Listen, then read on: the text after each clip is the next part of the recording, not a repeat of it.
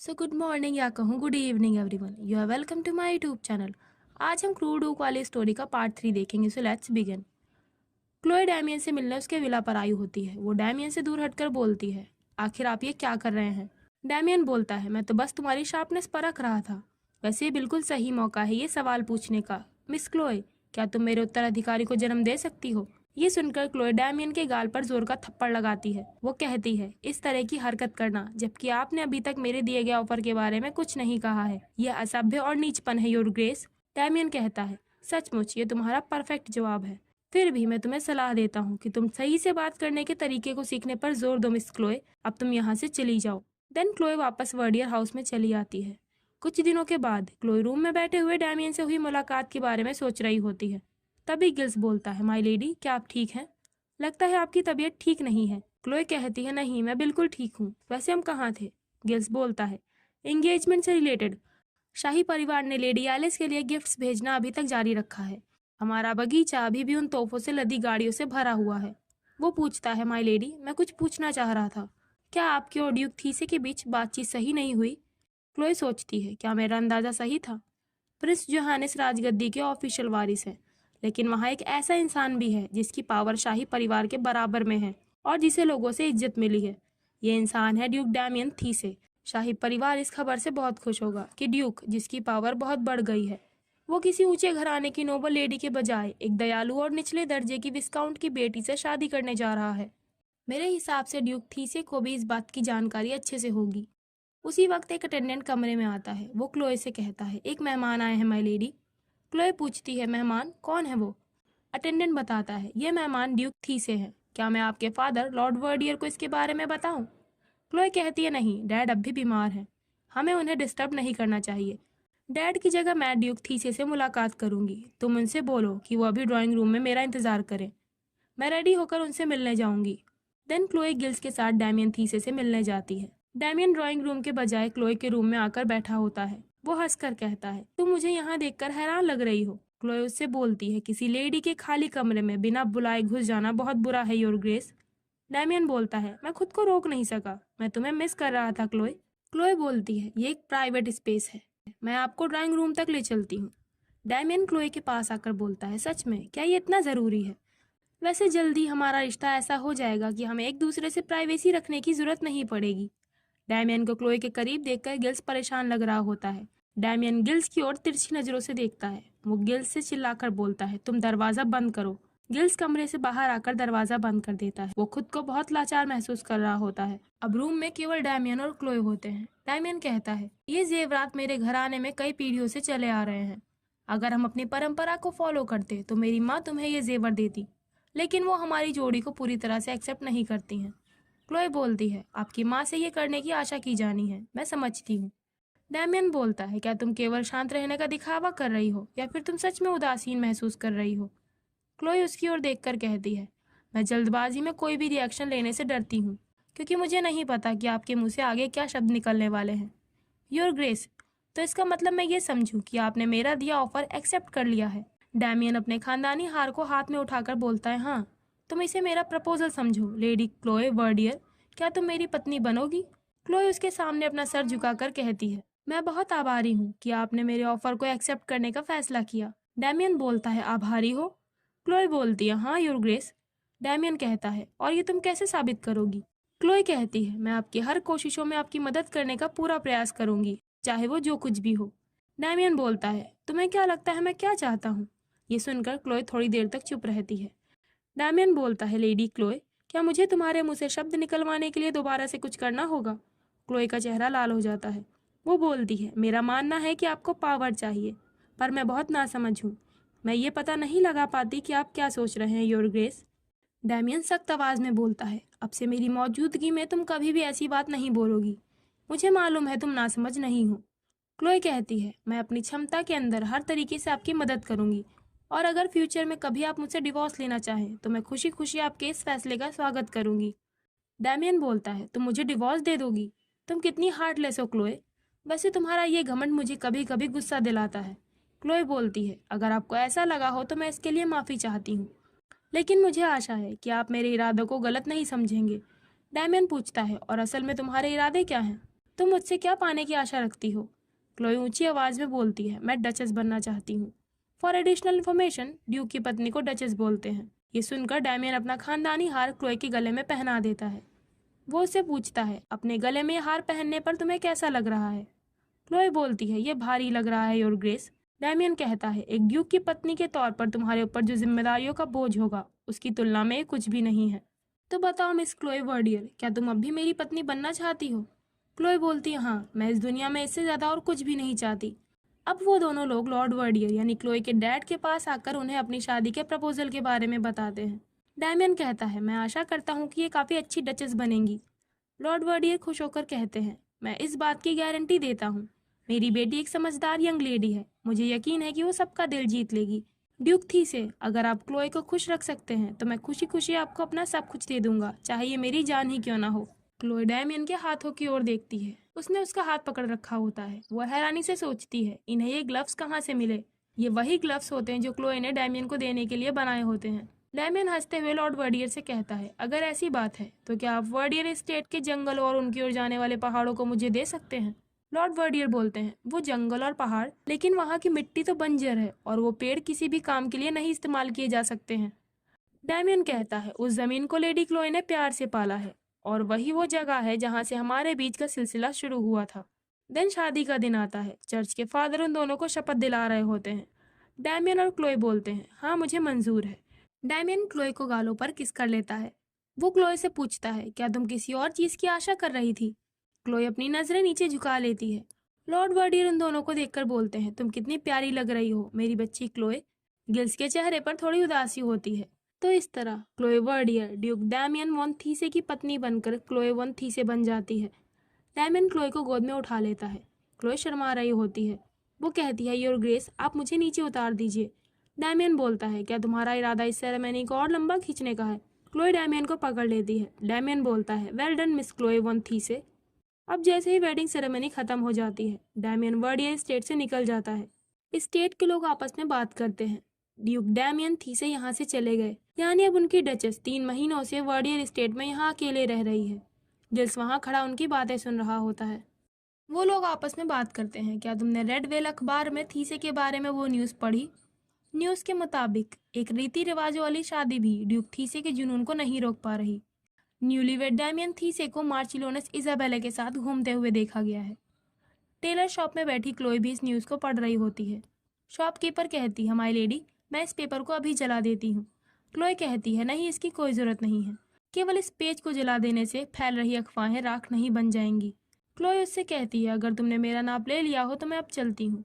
Shopkeeper कहती है, पर हमें अभी कपड़े और डिज़ाइन के बारे में भी बात करनी होगी। क्लोई बोलती है, मैं इसे आपकी समझ पर छोड़ती हूँ। इन मामलों में आप मुझसे ज़्यादा जानकार हैं। क्लोई शॉप से निकल आती है। क्लोई गिल्स के साथ में आई होती है। वो दोनों घर जाने के लिए घोड़ा गाड़ी पर बैठ जाते हैं।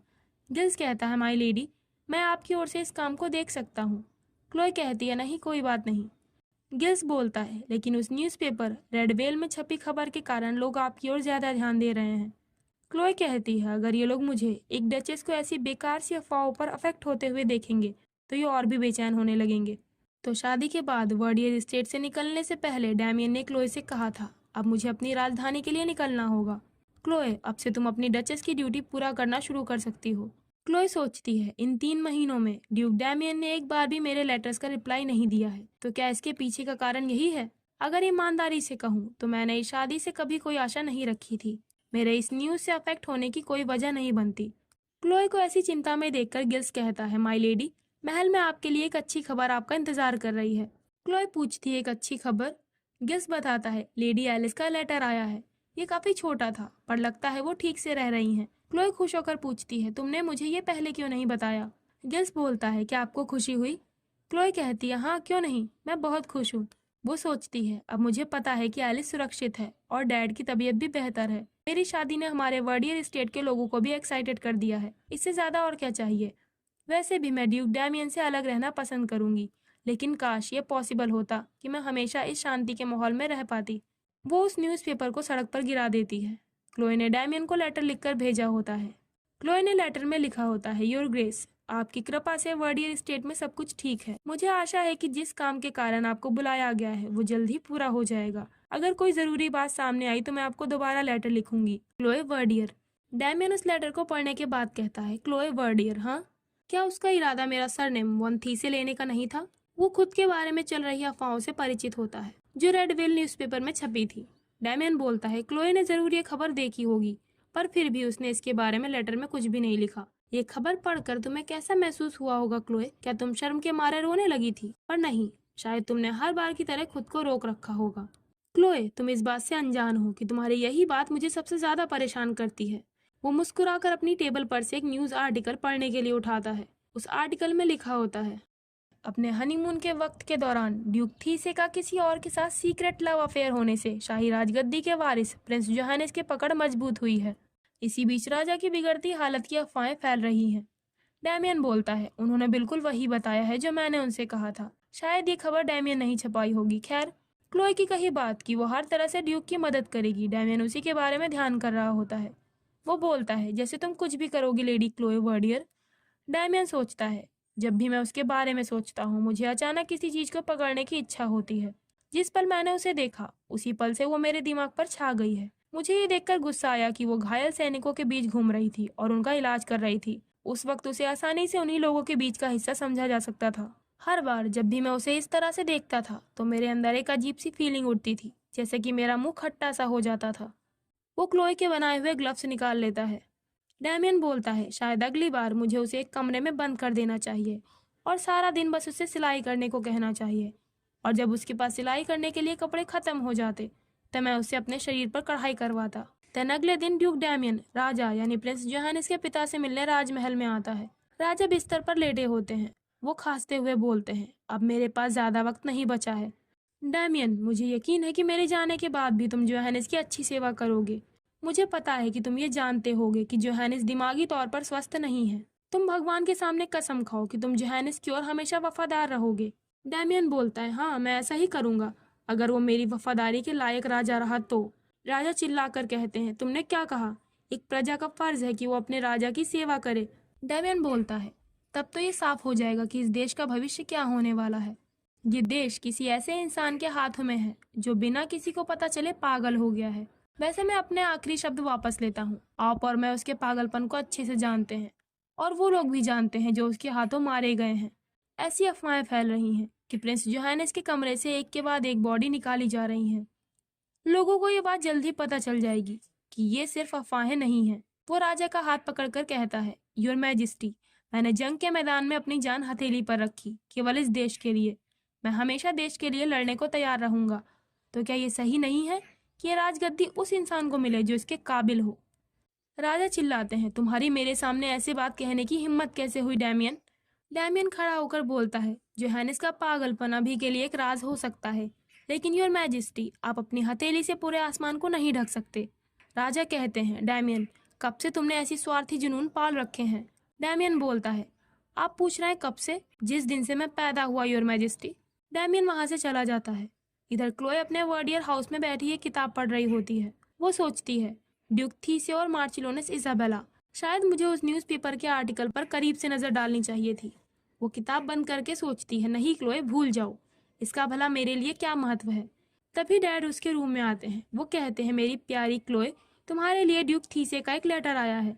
लगता है वो भी इस अफवाह वाले न्यूज आर्टिकल से परेशान थे। क्लोए लेटर लेकर सोचती है, यहाँ से जाने के बाद ड्यूक ने एक बार भी मुझे लेटर नहीं लिखा। अब क्या बात हो सकती है? डैमियन ने लेटर में लिखा होता है, मेरी प्यारी पत्नी क्लोए वन थीसे, तुम थीसे स्टेट में जाकर एक डचेस के तौर पर अपनी ड्यूटी निभाओ और वहां मेरा इंतजार करो। मैं आशा करता हूँ कि तुम भी हमारी मुलाकात के लिए उतनी ही बेसब्री से इंतजार कर रही होगी जितना कि बेसब्री से मैं कर रहा हूँ। तुम्हारा husband Damian Ernest von Thiese. Then अगले दिन क्लोए थीसे मेंशन के लिए जाने को तैयार होती है। जाने से पहले लॉर्ड वर्डियर कहते हैं, गिल्स, मैं भरोसा करता हूँ कि तुम थीसे स्टेट तक क्लोए के साथ उसे वहां तक सही सलामत पहुंचा दोगे। गिल्स बोलता है, आप चिंता न करें सर।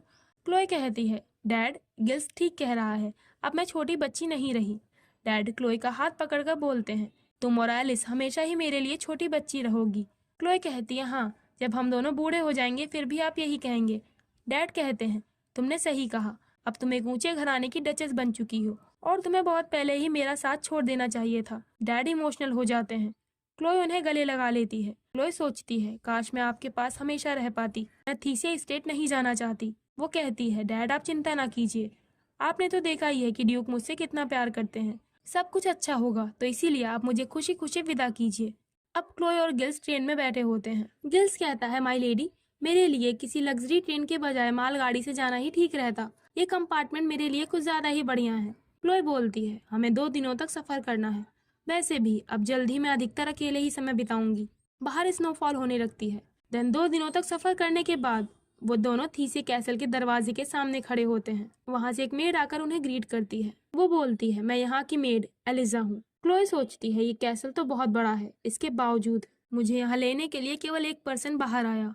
इसका सीधा मतलब यही है कि यहाँ मेरा स्वागत नहीं किया जा रहा। क्लोई मेड से कहती है, तुम्हारे स्वागत के लिए शुक्रिया।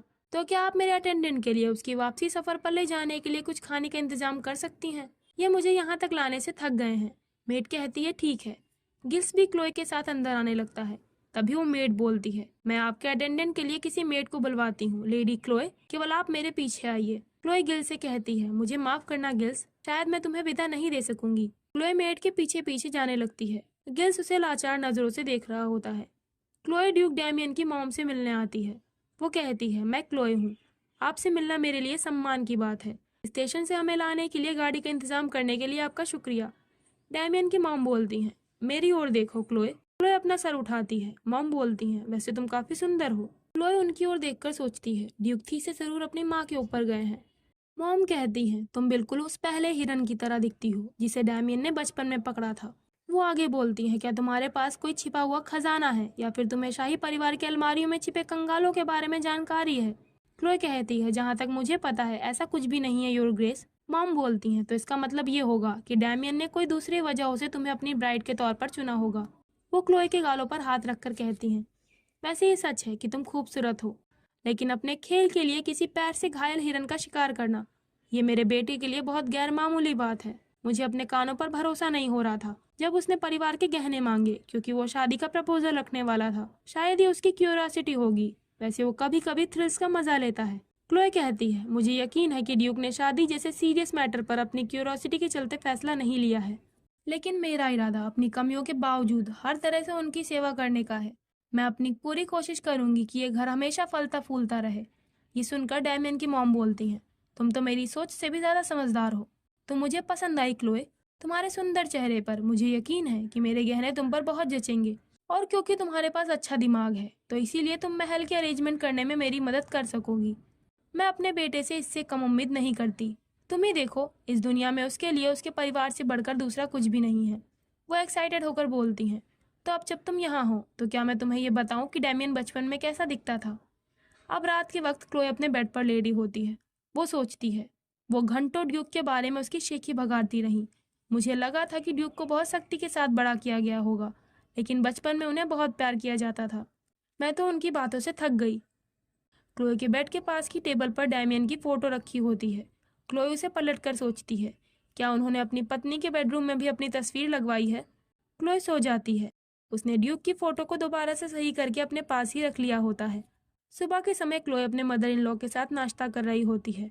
मॉम कहती हैं, मुझे ये देखकर हैरानी हुई कि तुमने खुद को 3 दिनों तक स्टडी रूम में बंद रखा था और अब तुम यहाँ आई हो। इस मामले में तुम बिल्कुल डैमियन की तरह हो। एक बार जब वो किसी चीज पर ध्यान देना शुरू करता है तो वो उगते सूरज की ओर भी नहीं देखता। तो क्लोए, तुम किस मुद्दे पर बात करना चाहती हो? क्लोए वहाँ खड़ी मेड एलिजा से बोलती है, क्या तुम हमें कुछ वक्त के लिए प्राइवेसी दे सकती हो एलिजा? मॉम बोलती है, क्लोए, एलिजा डैमियन के जन्म के बाद से ही यहाँ पर काम कर रही है। वो एक तरह से हमारे परिवार का हिस्सा है। यहाँ ऐसी कोई बात नहीं होती जिसमें वो शामिल ना हो। अब हमें पता चलता है कि कुछ दिन पहले क्लोए के पास ड्यूक डैमियन का लेटर आता है। उसने लिखा होता है, मेरी प्यारी duchess of house von Thiese, castle में तुम्हारी जिंदगी कैसी बीत रही है? मुझे ये विश्वास है कि तुम डचेस के तौर पर अपनी ड्यूटी ढंग से निभा रही होगी। मुझे आशा है कि तुम मुझे निराश नहीं करोगी। मैं तुम्हें बहुत मिस कर रहा हूँ। तुम्हारा हस्बैंड डैमियन। क्लोए आंख भरकर सोचती है, वो कोई लेटर से ज्यादा चेतावनी लग रहा था। एक डचेस के तौर पर मेरा फर्ज क्या है? वो डैमियन की मॉम से बोलती है, 3 दिनों तक बही खातों की जांच करने के बाद मैंने इस महल की इकोनॉमी में गलतियां पाई हैं। ये बात तो साफ है कि पैसा किसी दरार से बाहर निकाला जा रहा है। मॉम बोलती है, डियर, इतने बड़े महल की देखरेख करना कोई आसान काम नहीं है। क्लोए कहती है हाँ, और यही कारण है कि इसे जितना हो सके ध्यान से संभाला जाना चाहिए। इन बातों से मेड एलिजा का चेहरा पीला पड़ने लगता है। क्लोए बताती है रिकॉर्ड से ये पता नहीं लगाया जा सकता कि सारे पैसे कहाँ खर्च किए जा रहे हैं, और लोगों के द्वारा दिए जाने वाले टैक्स का भी कोई जोड़ नहीं है। इसके अलावा तहखाने में शराब की बोतलों की संख्या और बही खातों में दर्ज रकम के बीच काफी अंतर है। ऐसा एक या दो बार नहीं बल्कि कई बार होता आ रहा है। ऐसा लगता है कि ये हमारे सामने एक परेशानी है, और ये सब तब से शुरू हुआ है जब से इकोनॉमी का काम मेड एलिजा ने संभाला। अब वहाँ सन्नाटा छा जाता है। मेड एलिजा रोने लगती है। मॉम बोलती है एलिजा, कुछ समय के लिए तुम हमें अकेला छोड़ दो। एलिजा वहाँ से चली जाती है। मॉम क्लोए से कहती हैं, क्या तुम्हें नहीं लगता कि हमें ऐसी मुद्दों की बात अकेले में करनी चाहिए? क्लोए बोलती है, मैं माफी चाहती हूँ, पर मेरे हिसाब से एलिजा और अस्तबल के मालिक रॉबिन्सन को हटाना जरूरी होगा। मॉम पूछती है, रॉबिन्सन? अब उसने क्या किया? क्लोए बोलती है, एलिजा को महल की चीजों को बाहर भेजने के लिए घोड़ा गाड़ी का इस्तेमाल करना पड़ा होगा। महल से चोरी किए गए सामान इतने ज्यादा थे कि एलिजा के लिए उन्हें अकेले ले जाना इम्पॉसिबल था। इसीलिए एलिजा ने इसके लिए अस्तबल के मालिक रॉबिन्सन से मदद ली। मॉम आ भरकर कहती हैं, ये दोनों ही मेरे वफादार सर्वेंट्स हैं जिन्होंने मुश्किल वक्त में मेरा साथ दिया है। इन्हें हटाना कोई ऐसी बात नहीं है जिसे हल्के में ले लिया जाए। क्लोए बोलती है, यही उनकी वफादारी बेईमानी को और ज्यादा सीरियस बना देती है, जिसे माफ नहीं किया जा सकता। अगर मेड एलिजा को आपकी तारीफ की कद्र होती तो वो आपके पीछे ऐसा काम नहीं करती। समय बीतने के साथ इस तरह की दरारें और बड़ी हो जाएंगी। मैडम, अगर आप इस मुद्दे पर अपनी आंखें बंद कर लेंगी तो उनके ये अपराध और भी बदतर होते जाएंगे। इससे महल को नुकसान भी होगा। मॉम बोलती है, क्लोए, तुम जिद क्यों कर रही हो? ऐसे मुद्दे उजागर करके तुम मेरा जीना दुश्वार कर रही हो, और तुम मुझे मैडम क्यों बुला रही हो, जैसे कि हम अजनबी हों? तुमने इस घर में शादी की है। क्लोए उनसे पूछती है, तो क्या आप मुझे आपको मॉम कहने की परमिशन देंगी?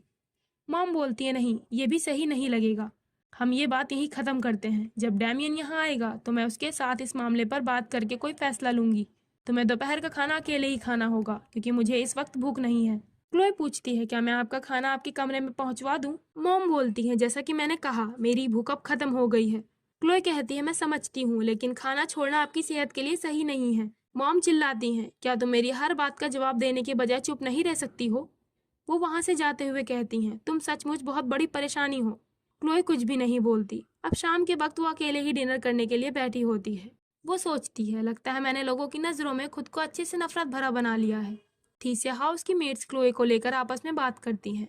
मैंने सुना है कि वो कल की आई हुई लड़की मिस एलिजा को नौकरी से निकलवाना चाहती है। यही कारण है कि ब्राइड को चुनते समय समझदारी से काम लेना बहुत जरूरी होता है। क्लोए ने उनकी ये सारी बातें सुन ली होती है। वो डिनर करने के लिए बैठे हुए सोचती है, हर चीज का स्वाद एकदम खत्म हो गया है।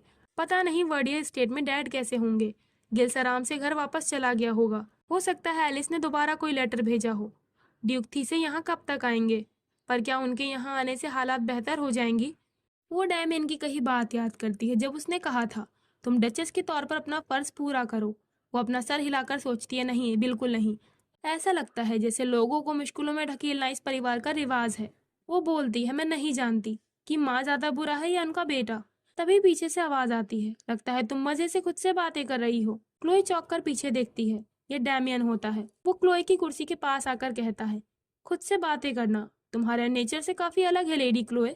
मेरे जाने से मैंने तुम्हें काफी अकेला कर दिया ना? क्लोई खड़ी हो जाती है। उसकी आवाज सुनकर डैमियन की मॉम दौड़ते हुए वहां आती हैं। वो डैमियन के करीब आकर कहती हैं, जरूर, मैं जरूर कोई सपना देख रही हूँ। तुम्हें आने से पहले मुझे लिखकर बताना चाहिए था। डैमियन बोलता है, मैं जल्दी आ गया क्योंकि मैं आपको याद कर रहा था मॉम। क्लोए को यह नजारा प्यार कम और ड्रामा ज्यादा लग रहा होता है। मॉम उसके गाल पर हाथ रखकर कहती हैं, सफर से तुम थक गए होगे, देखो तुम्हारा हैंडसम चेहरा कितना पतला हो गया है।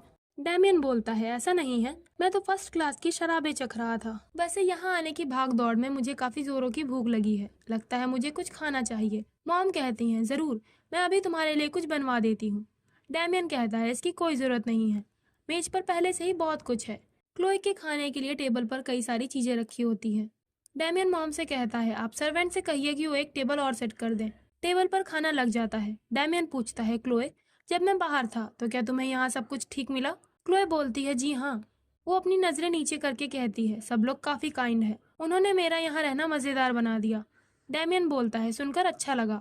वो खाने की एक बाइट लेता है, तभी वो टेबल पर रखी चीजों को पलट देता है। वो उस खाने को उगलकर गुस्से में बोलता है, तुरंत डॉक्टर को बुलाओ। मॉम पूछती है, क्या हुआ, हमें डॉक्टर को क्यों बुलाना चाहिए? डैमियन बोलता है, इस परिवार के फैमिली डॉक्टर होने के तौर पर वो आपको सेहतमंद नहीं रख पाया, इसीलिए मैं उन्हें खत्म कर दूंगा। मॉम बोलती है, मैं बिल्कुल ठीक हूँ, और डॉक्टर ने क्या किया है? तुम आखिर किस बारे में बात कर रहे हो? डैमियन कहता है, मॉम, आप बिना किसी शिकायत के इस बेकार खाने को खा रही हैं। इससे पता चलता है कि आपकी जीभ का टेस्ट सीरियस तौर पर गड़बड़ हो चुका है। मॉम कहती हैं, कुछ भी गड़बड़ नहीं है, और डॉक्टर ने कुछ नहीं किया है, उसे सजा देने के बारे में भूल जाओ। डैमियन बोलता है, क्या आप श्योर हैं? ये खाना बेहद सख्त है, सब्जियां सूखी और सिकुड़ी हुई हैं, सूप तो ऐसा लगता है जैसे काफी दिनों पुराना हो, और ये शराब हमारी मेज पर परोसने लायक नहीं है। फिर भी क्या आप इसके बारे में जानती थी मॉम? तो ठीक है, किचन के बावर्ची को यहाँ लेकर आओ। अब महल की मेन शेफ वहाँ कुछ मेट्स और अटेंडेंट के साथ आती है। शेफ कंफ्यूज होकर कहती है, मुझे समझ नहीं आ रहा कि गरीबों के लिए बचा हुआ खाना यहाँ कैसे परोस दिया गया। मुझे ऐसा लगता है कि जिन लोगों को टेबल सेट करने का काम सौंपा गया था, उन्होंने कोई ना कोई गलती जरूर की होगी। पीछे खड़े सर्वेंट्स काफी डरे हुए होते हैं। वो अचानक अपने घुटनों पर बैठकर कहते हैं, हमसे पाप हुआ है, प्लीज हमें माफ कर दीजिए योर ग्रेस। डैमियन गुस्से में बोलता है, क्या तुम लोग मेरी परिवार की इस तरह बेइज्जती करने के बाद भी जिंदा रहने की उम्मीद करते हो? मैं ऑर्डर देता हूँ, इन्हें काल कोठरी में फेंक दो और इनके शरीर के टुकड़े टुकड़े करके। तभी क्लोई कहती है, योर ग्रेस, एक मिनट रुकिए, ये केवल खाना था, अब इस छोटे से अपराध के लिए इन लोगों को माफ कर दीजिए। डैमियन बोलता है, माय डियर वाइफ, ये खाना गरीबों के लिए था। मैंने तुम्हें साफ तौर पर कहा था कि तुम डचेस के तौर पर अपनी ड्यूटी निभाना, पर लगता है तुम्हें मेरा मतलब समझ नहीं आया। यहाँ बैठकर किसी तरह का विरोध किए बिना ऐसे बेकार बचे हुए खाने को खाना, ये मेरे नाम की तौहीन है। तुम जिस परिवार से हो वो इतना दरियादिल हो सकता है, पर तुम में इतना तो कॉमन सेंस होना ही चाहिए। क्लोए बोलती है, मैं अपनी लापरवाही के लिए माफी चाहती हूँ, लेकिन आपकी पत्नी और इस घर की लेडी के तौर पर मैं आपसे रिक्वेस्ट करती हूँ कि आप इन लोगों पर दया दिखाइए और इन्हें छोड़ दीजिए। अब बस केवल इन्हें एक मौका दीजिए। डैमियन क्लोए की बात मान जाता है। दिन रात के वक्त क्लोए अपने रूम में होती है। वो सोचती है, किसी तरह से मैं उन सर्वेंट्स की जान बचाने में कामयाब रही। क्लोए के कहने पर डैमियन ने उन सर्वेंट्स को माफ कर दिया होता है। क्लोए आराम से लेटकर सोच रही होती है, आज का दिन काफी लंबा रहा। ये गनीमत रही कि मुझे उन लोगों को मरता हुआ नहीं देखना पड़ा। तभी मेड उसके रूम में आकर कहती है, माय लेडी, ड्यूक आपको अपने रूम में बुला रहे हैं। क्लोए सोचती है, अब इस वक्त इन्हें क्या काम है। वो बोलती है, तुम उनसे बोल दो कि मैं तैयार होकर वहां आती हूँ। उसी वक्त डैमियन खुद क्लोए के रूम में आ जाता है। वो कहता है, तुम्हें क्या तैयारी करनी है? तुम्हें इस वक्त ज्यादा मैनर्स और बहुत अच्छी ड्रेस की कोई जरूरत नहीं है। क्लोए जल्दी से अपने कपड़े ठीक करने लगती है। डैमियन बोलता है, तुम इस बात से सहमत हो ना मेरी प्यारी वाइफ? और इसी के साथ ये पार्ट भी यहाँ पर एंड हो जाता है।